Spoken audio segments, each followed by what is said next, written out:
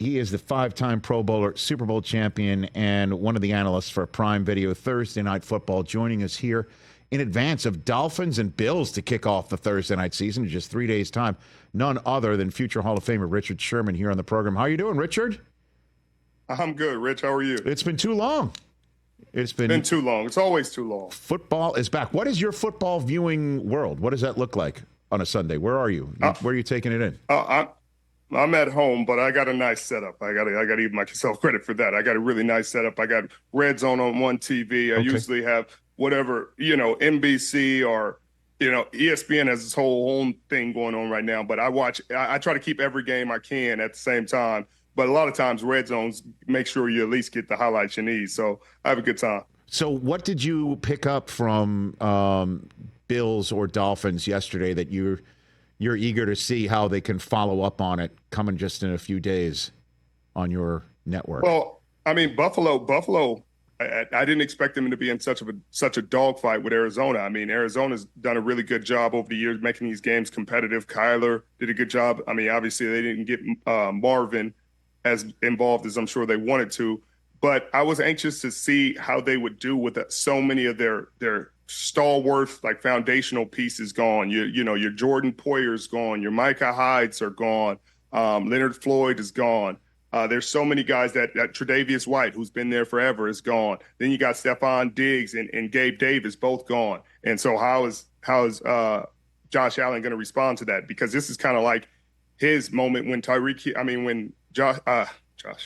when Pat Mahomes lost Tyreek Hill, and everybody's like, hey, this is his moment to prove like he's a guy. He's with or without Tyreek Hill. He's the reason that this offense goes. And obviously he's gone over and beyond his ability to show that. But this was Josh Allen. This is Josh Allen's year to be able to show the same thing. And I think he did a good job of putting the team on his back yesterday. Yeah. And then the Dolphins, your 2 cents on Tua getting paid and his performance in week 1, maybe based on the pressure he might be putting on himself, unless you think that's insignificant, Richard. No, definitely not insignificant. I mean, when you get paid, there's so much pressure on you because regardless of how you played before, people are going to have an opinion about how you play after.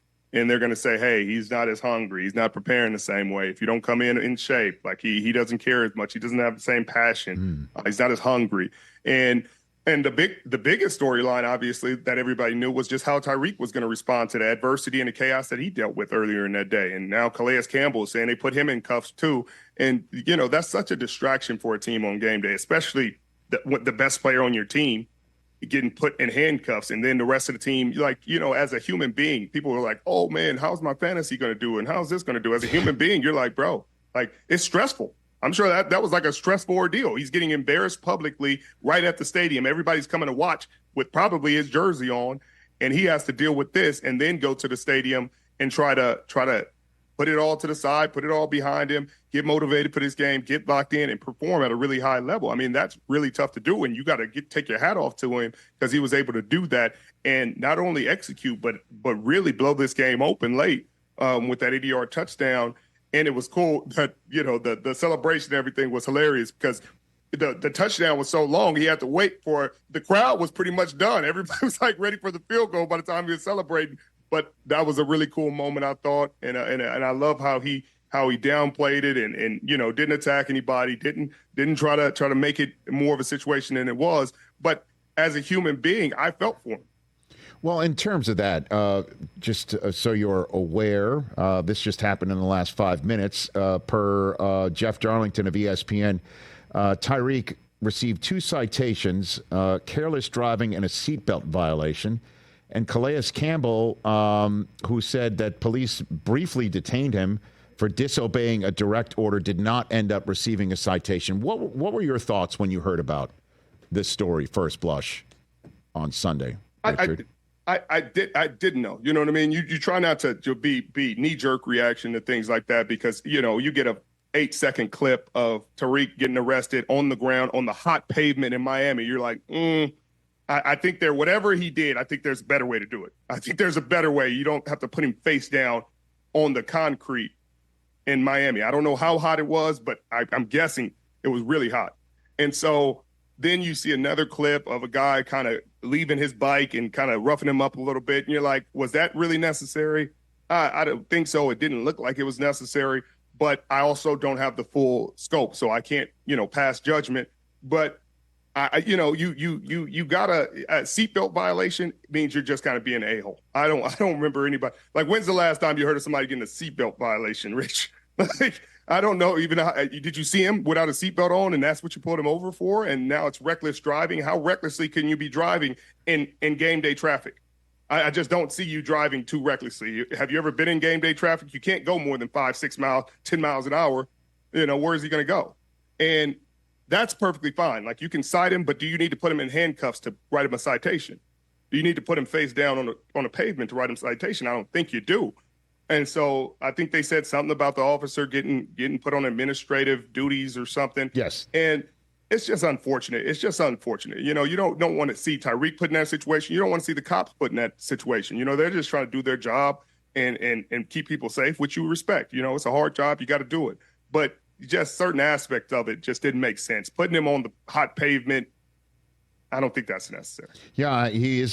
That's what Jeff Darlington of ESPN saying, that one of the officers on the scene remains on administrative duty. And that had to have been the sole conversation in the locker room before the game, right? On the field, too.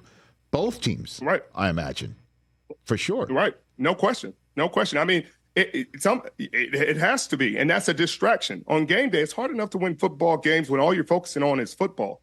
And so I'm sure when we get on the desk on TNF tonight at 7 p.m. Eastern on Thursday, I'm sure it's going to be another topic of conversation, because I'm sure a little bit more light is going to be shed on it. A little bit more information is going to be out there. Maybe the dash cam or the body cam footage is going to be out.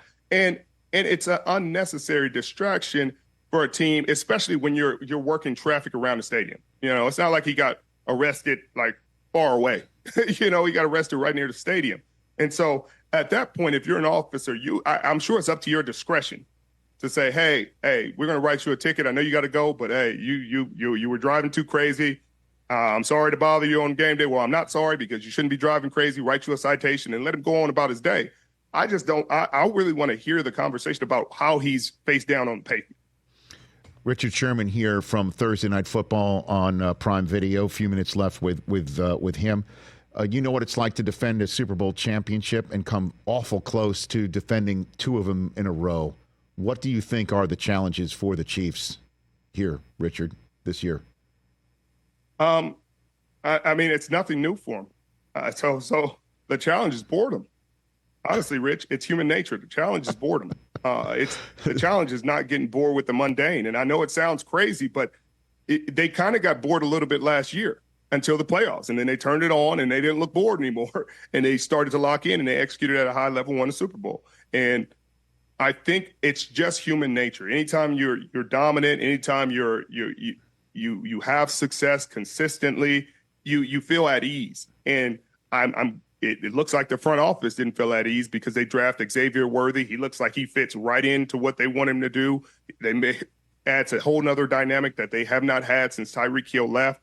Makes their offense incredibly explosive defensively. You let L'Jarius Sneed go. That was incredible. That was tough to watch. And I'm sure tough for Spags to take in, because he's been so consistent and he's a homegrown talent for those guys. But they let him go. They still have McDuffie. They still have Watson. They still have a lot of capable players over there.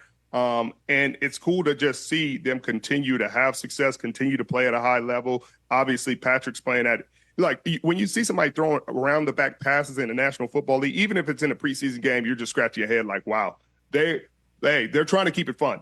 They're trying to keep it fun. And I respect Andy Reid for evolving over time and evolving to his personnel and to the guys that he's dealing with. Because sometimes as a coach, I'm sure you yourself are like, hey, this is the way I've always done it. This is the way we're going to do it. And it looks as though from the outside looking in that Andy Reid is being flexible and catering to what his players need and coaching the team that he has, not the team that he wants to have.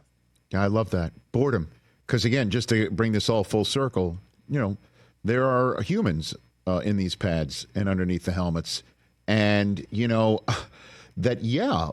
mundane, the practice, the blood, sweat, and tears on a Tuesday or a Wednesday, if there's no days off on a Tuesday, right? I mean, like, that's the sort of stuff when you've got two in the case. I don't need to do it here because, we'll just flip a switch to get the third in the case, and then you get got.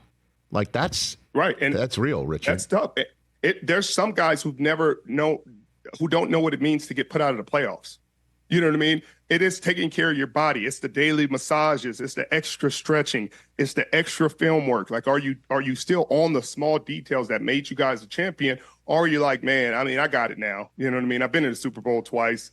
Like, I don't need to watch the extra 2-3 hours of film. I don't need to do the extra stretching. I don't need to get the extra massage or do the Pilates that I always have been doing to keep my limbs, to keep my body limber, to keep my joints functioning the way they should be. Like, it's everybody. And you just don't need it from 4 or 5 guys. You need it from 50 guys. Last one for you, Richard. I'm sure you'll be talking Thursday night about Tua's comments to Dan Le Batard about Brian Flores and Mike McDaniel being two different types of coaching styles and him responding best to one, including the current one. What was your opinion on that? I'm sure you'll be chopping that up Thursday night. Yeah, we'll definitely be talking about it. I mean, it's just a different day and age, and it's different coaching styles, because they said this coaching style would never work. If you talk about 15 years ago, 20 years ago, football, and a guy sitting there like talking to players pretty reasonably, playing music at practice, like they'd be like, he's too much of a player's coach. Like, what is he doing? He's listening to his players. No, MF them and tell them they're wrong and coach them like. That's a style of coaching. Like Belichick, if you talk to Tom's like, hey, I got coached like that, and I responded well to it.